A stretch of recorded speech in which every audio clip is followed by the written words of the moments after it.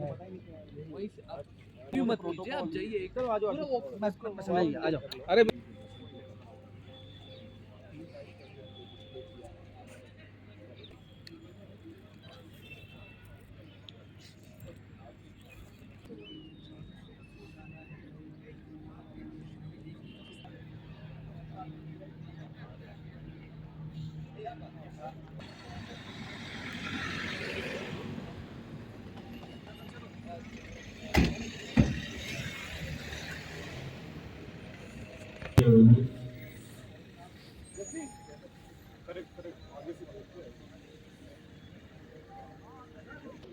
मैंने अपना कैमरा रखा हुआ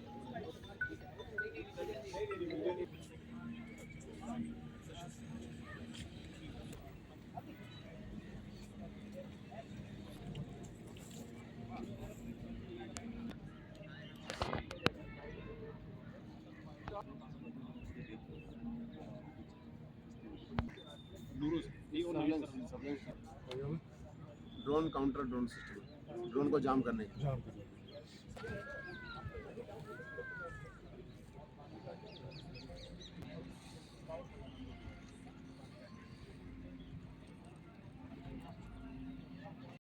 दरवाजे पे खड़े होकर आप अंदर के दुश्मन को मार सकते हैं, दिन के टाइम पे भी और रात के टाइम पे भी। आप इसको क्या करते हैं, 65 डिग्री लेफ्ट और 65 डिग्री राइट को क्या करते हैं आप कर सकते हैं। और इसके साथ क्या होता है, इसका डिस्प्ले होता है अंदर की, जो आप कोई भी व्यूज़ देखना आपने तो इस डिस्प्ले में देख सकते हो। और इधर ही से लेके आप अंदर का दुश्मन को मार सकते हैं। आप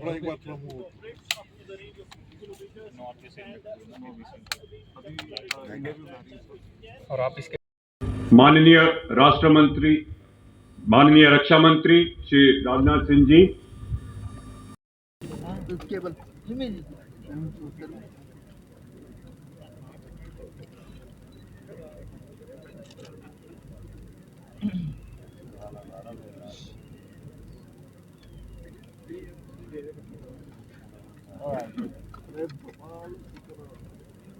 नमस्कार सर, जम्मू से Rajnath Singh live Rajnath Singh hello. Channel खाली है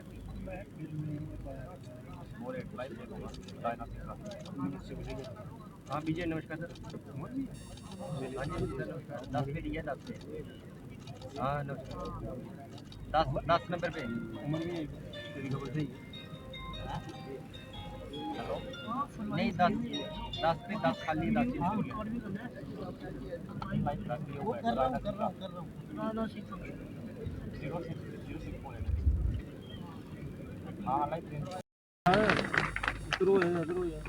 बीच में आ रहे हो तो चलेगा।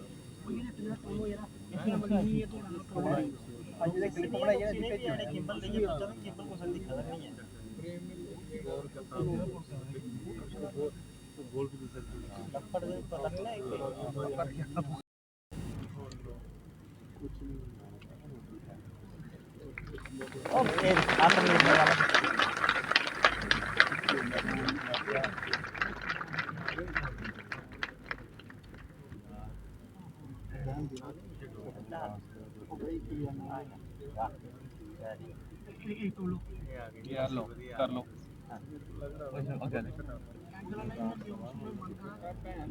साइड यार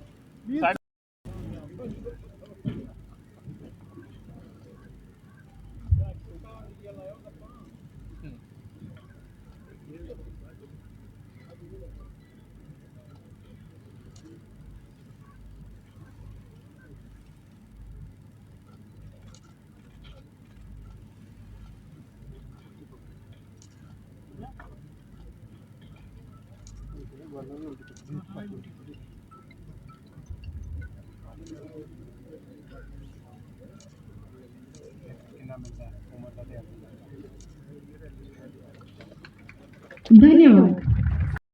संपूर्ण राष्ट्र को स्मरण दिलाता है कि अगर हम आत्मगौरव के साथ मस्तक ऊंचा करके दुनिया की तीसरी बड़ी आर्थिक ताकत बनने जा रहे हैं, तो उसके पीछे हमारे वेटरन्स का तप भी शामिल है, उनका परिश्रम और बलिदान भी शामिल है।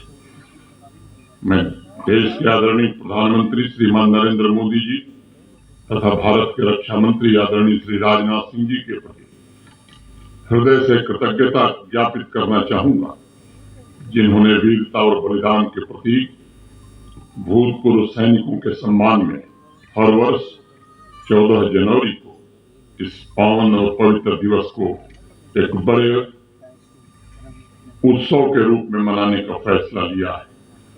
इस दिन हमारी सशस्त्र सेना के प्रथम commander in chief field marshal KM Cariappa साहब सेवानिवृत्त हुए थे। लेकिन ये भी बहुत बड़ा तथ्य है कि सैनिक तो कभी रिटायर होता ही नहीं। उसका रण क्षेत्र अवश्य बदल जाता है, लेकिन राष्ट्र को वैभव के शिखर पर ले जाने के लिए उसकी जिम्मेदारियां कभी कम नहीं होती।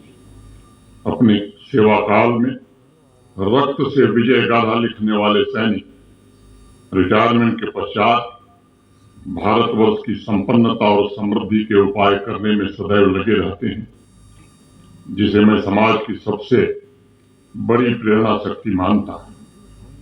हमारे यहाँ तो हमारी संस्कृति में प्रार्थना भी की गई, वयम राष्ट्रे जागृयाम पुरोहिता, अर्थात हम राष्ट्र में आगे स्थिर होकर सदैव जागते रहें।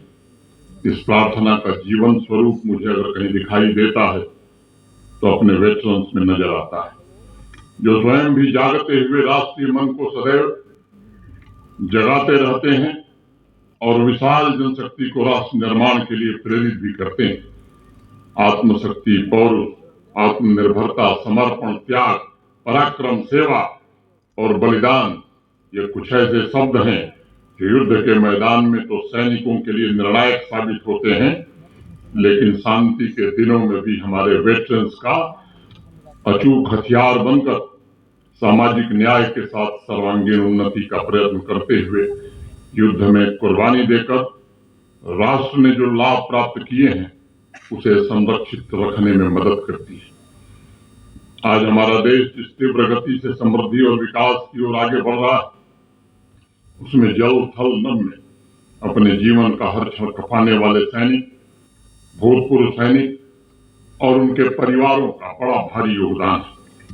और निजी तौर पर मैं मानता हूं कि किसी भी राष्ट्र के जीवन में चहुमुखी प्रगति तभी संभव है जब वो सुरक्षा के प्रति निश्चिंत हो।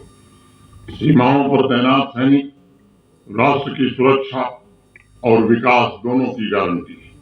और ऋग्वेद में तो हमारे ऋषियों ने यहाँ तक प्रार्थना की, उच्च यशो महते सौभाग्य, अर्थात महान सौभाग्य के लिए पूरे पौरुष के साथ उठो और उसे प्राप्त करो। इस संस्कार को जीने वाले वास्तव में हमारे वेटरन्स जिस प्रकार भारतवर्ष के हितों की रक्षा के साथ उसके सौभाग्य की रक्षा करते हैं, उसके लिए संपूर्ण राष्ट्र आपका सदैव कृतज्ञ है। मैं जानता हूं कृतज्ञता को शब्दों में बयां करना ये बड़ा कठिन काम है, मैं तो इसे असंभव ही कहूंगा। जनाब राजनाथ सिंह साहब, लेफ्टिनेंट गवर्नर जम्मू कश्मीर जनाब मनोज सिन्हा साहब, chief of defence staff general Anil Chauhan साहब, GOC&C northern command lieutenant general Suchendra Kumar साहब, MLA हजरात, आर्मी, मरकजी हुकूमत, जम्मू कश्मीर हुकूमत के तमाम अफसरान, यहाँ मौजूद भाइयों बहनों, मैं आज अपने आप को खुशकिस्मत समझता हूँ कि इस मौके पे जबकि हम 9वीं बार वेटरन्स डे का आज यहाँ मनाने का सिलसिला चला रहे हैं, मैं अपने आप को आपके दरमियान पाता हूँ।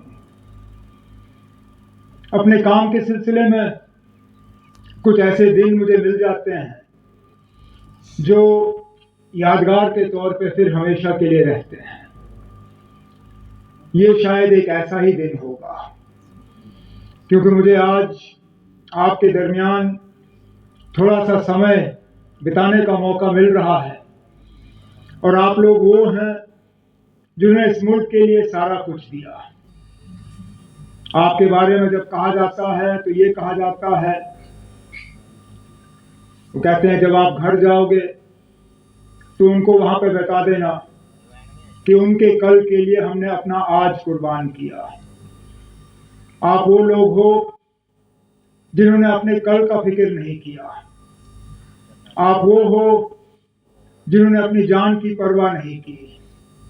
आप वो जिन्होंने ये कहा कि मुल्क की एकता, मुल्क की अखंडता के लिए हमसे जो भी कुर्बानी मांगी जाए हम वो कुर्बानी देने के लिए तैयार हैं, और आपने दी भी।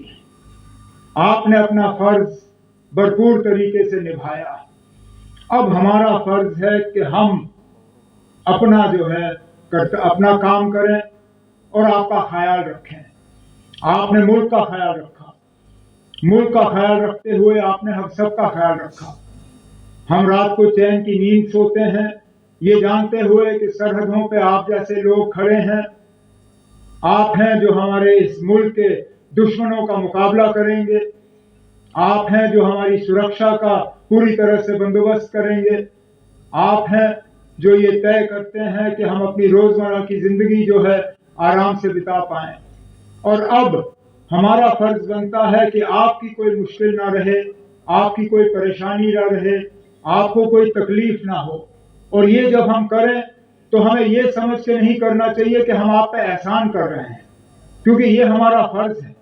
हम आपका किया हुआ एहसान चुका रहे हैं। आपने जो इस मुल्क के लिए किया, आपने हमारे ऊपर एक बहुत बड़ा एहसान किया है। अब हमारा फर्ज बनता है कि आपकी खिदमत करके, आपके मुतालबे हल करके, आपके मुश्किलात कम करके हम अपना फर्ज निभाएं।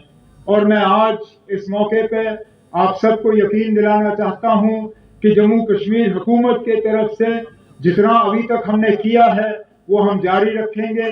लेकिन अगर कहीं पर कोई कोताही रही हो, कोई खामी रही हो, कोई कमजोरी रही हो, तो हमारे तक वो पहुंचा दीजिएगा ताकि हम उसको दुरुस्त करें।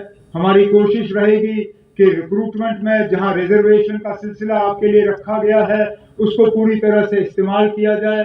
जो माली मदद की जाती है, जो स्कीम्स के तहत फाइनेंशियल सपोर्ट आपको मिलता है, उसमें किसी तरह की रुकावट नहीं होनी चाहिए। उसमें वक्त पे आपको जो माली मदद मिलनी चाहिए वो आप तक पहुंच जानी चाहिए। कोशिश ये रही है कि एक सर्विसमैन और हमारे दरमियान जो ताल्लुकात हैं उनको और बेहतर और ज्यादा मजबूत किया जाए। ये कहते हुए मुझे कोई हिचकिचाहट नहीं है कि मेरे मंत्रिमंडल में भी एक पूर्व सैनिक का बेटा जो है वो मंत्री के तौर पे मेरी मदद कर रहा है, सतीश शर्मा साहब। और ये सतीश और मैं मिलके आपको यकीन दिलाते हैं कि जहां कहीं आपको हमारी जरूरत पड़ेगी, जहां कहीं हमारी हुकूमत आपके रोजमर्रा के मुतालबों और मुश्किलातों में थोड़ी सी भी कमी ला पाएगी, हम जरूर वो आपके साथ कंधे से कंधा मिला के ये काम जो है हम करेंगे। क्योंकि जैसे मैंने कहा, आप लोगों की अब खिदमत करना, आप लोगों की मदद करना ये हमारा फर्ज है। हमारे जम्मू कश्मीर के माननीय उपराज्यपाल श्री मनोज जी सिन्हा, जम्मू कश्मीर के माननीय मुख्यमंत्री जनाब उमर अब्दुल्ला साहब, मिनिस्टर जल शक्ति जनाब Javed Ahmed Rana, Shri Satish Sharma, minister government of Jammu Kashmir Shri Jugal Kishore ji Sharma, member of parliament Jammu Kashmir general Anil Chauhan, chief of defence staff, lieutenant general MV Suchindra Kumar, GOC-in-C northern command, Shri Atal Dulloo, chief secretary Jammu Kashmir, यहाँ मौजूद अन्य हमारे सारे जनप्रतिनिधिगण, अधिकारी वर्ग, हमारे सभी सम्मानित वेटरन्स, वीर नारियां और मेरे मीडिया के मित्रों, वेटरन डे के अवसर पर आज अखनूर में आप सबके बीच आना मैं मानता हूं कि हमारे लिए बहुत ही एक प्रसन्नता का विषय है। मैं यहां उपस्थित और पूरे देश के सारे वेटरन्स और उनके परिवारजनों को मकर संक्रांति और नव वर्ष की हार्दिक शुभकामनाएं देता हूं। ऐसा माना जाता है कि मकर संक्रांति का दिन अपने परिवार वालों के साथ मनाया जाना चाहिए। तो आज मैं अपनी लार्जर फैमिली यानी हमारे वेटरन्स के साथ संक्रांति का पर्व मनाने आप सबके बीच यहां आया हूं।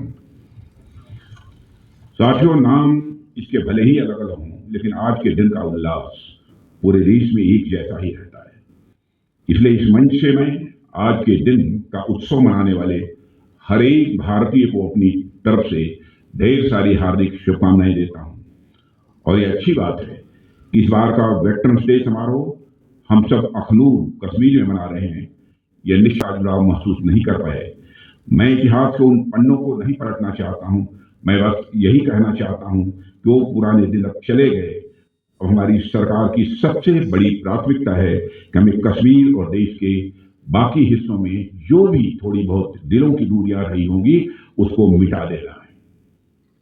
और मैं उमर अब्दुल्ला साहब जो यहाँ के मुख्यमंत्री हैं, मैं उनको बधाई देना चाहता हूं। इस दिशा में उनके द्वारा कदम उठाए जा रहे हैं। सरकार में आने के बाद हम अपने प्रयासों को जमीनी धरातल पर लेकर आए हैं। इसमें हमारे लिए कश्मीर क्या है यह ज्यादा बतलाने की जरूरत नहीं है। अखनूर में वेटरन्स डे का मनाया जाना इस बात को साबित करता है कि हमारे दिल में जो स्थान दिल्ली का है वही स्थान अखनूर का है, वही स्थान यह कश्मीर का है। हिमालय की तलहटी में स्थित यह क्षेत्र अपने आप में बहुत ही सुंदर जगह तो है ही, इसके साथ साथ इस स्थान का एक ऐतिहासिक महत्व भी है। कहा जाता है कि यहाँ की गुफाओं में पांडव अपने वनवास के दौरान रुके थे। जिस म्यूजियम का आज मैंने लोकार्पण किया है उस म्यूजियम में इसे दर्शाया गया है। भगवान परशुराम का भी इस धरती से नाता रहा है। लेकिन साथियों, पर्यावरण की सुंदरता को समेटे हुए यह स्थान क्लाइमेट की दृष्टि से भी कहीं ज्यादा दुर्गम भी है। भारत के अलग अलग क्षेत्र से लोग इस स्थान पर आते हैं, यहाँ की प्रकृति का वह आनंद उठाते हैं। लेकिन एक बात यह ध्यान देने वाली है कि जो भी व्यक्ति इस स्थान पर आता है वह इसका अनुभव कर पाता है कि यहाँ पर रहना कहीं ज्यादा चुनौती भरा काम है। लोग तो कुछ दिनों के लिए आते हैं, घूमकर चले जाते हैं, लेकिन आप सब ऐसी जलवायु में भी, ऐसे माहौल में भी तमाम चुनौतियों के बावजूद एकदम मजबूत मुस्तैद होकर हमारी सीमाओं की सुरक्षा करते हैं। मैं समझता हूं ये अपने आप में बहुत बड़ी बात है। यहाँ पर हमारे सारे वेटरन्स मौजूद हैं। बहुत बड़ी संख्या में हमारे सेना के जवान भारत की सीमाओं की रक्षा करने के लिए और आतंकवाद को शिकस्त देने के लिए अपना बलिदान भी देते हैं। मैं कभी यदि विचार करता हूं कि क्या कारण है, कौन सी वह भावना है कि हमारे सेना के जवानों को देश की सीमाओं की सुरक्षा के लिए अथवा इस आतंकवाद से मुक्ति दिलाने के लिए अपना सर्वस्व न्यौछावर करने की प्रेरणा देती है, तो स्वाभाविक रूप से मैं इस नतीजे पर पहुंचता हूं, मान, सम्मान, स्वाभिमान हर मनुष्य के हृदय की यह बलवती भावना होती है। व्यक्तिगत सम्मान, मान यह होता है, स्वाभिमान होता है। परिवार का और समाज का जिसमें हम पैदा हुए हैं उसका भी मान, सम्मान, स्वाभिमान होता है। जिस देश के हम नागरिक हैं उसका भी एक मान, सम्मान, स्वाभिमान होता है।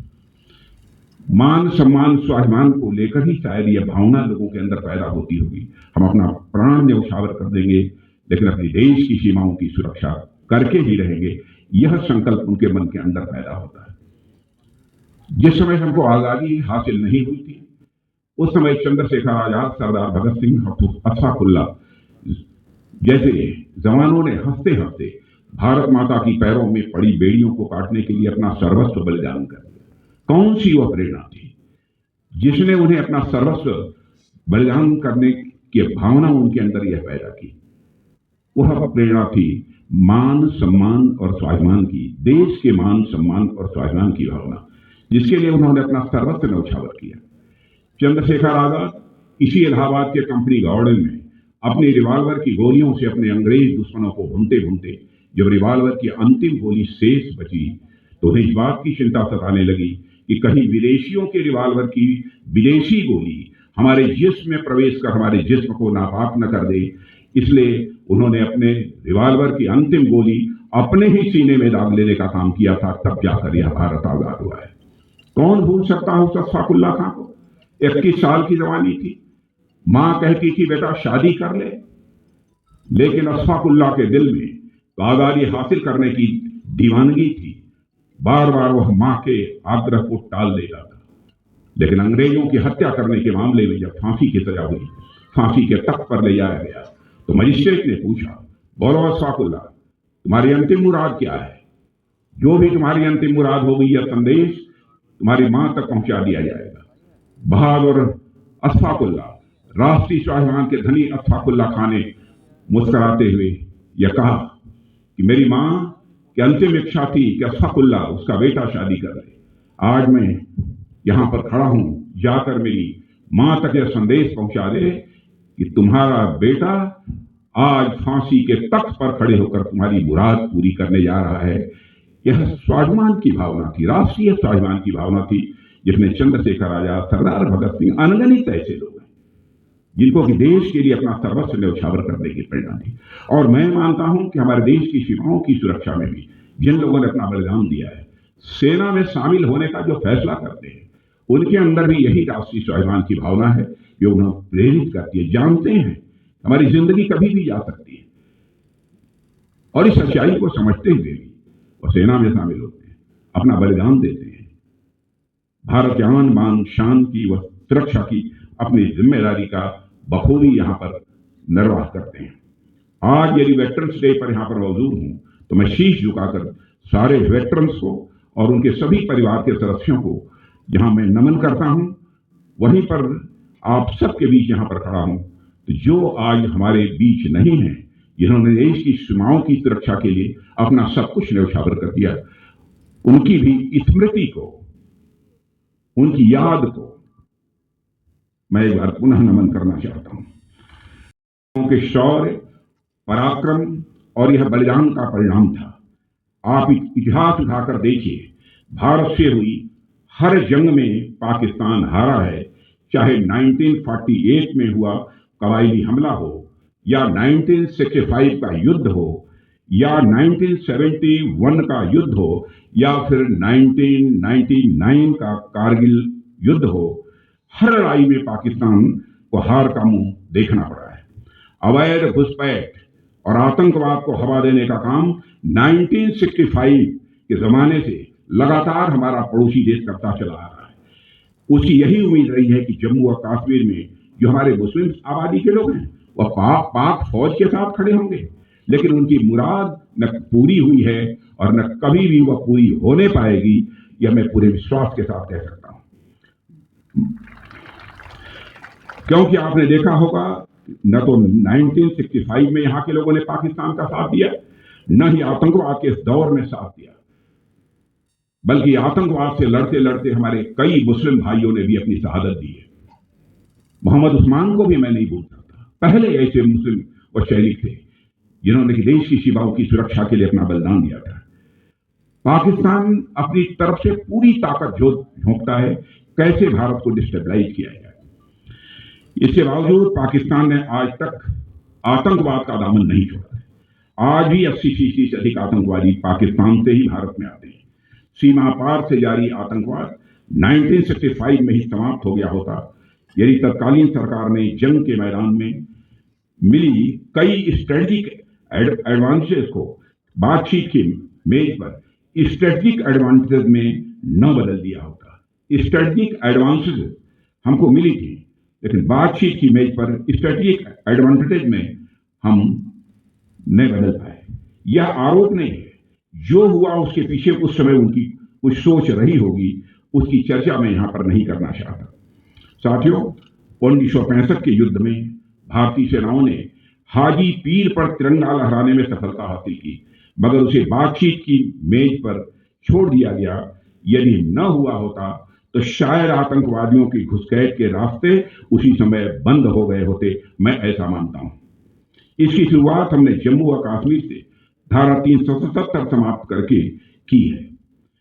आज यहां हालात काफी हद तक बदले हैं, इस सच्चाई को सभी को स्वीकार करना पड़ेगा। जम्मू कश्मीर बिना पीओके के अधूरा है, भारत के माथे का मुकुट मणि है। वैसे भी पीओके पाकिस्तान के लिए एक फॉरेन टेरिटरी से अधिक कुछ नहीं है।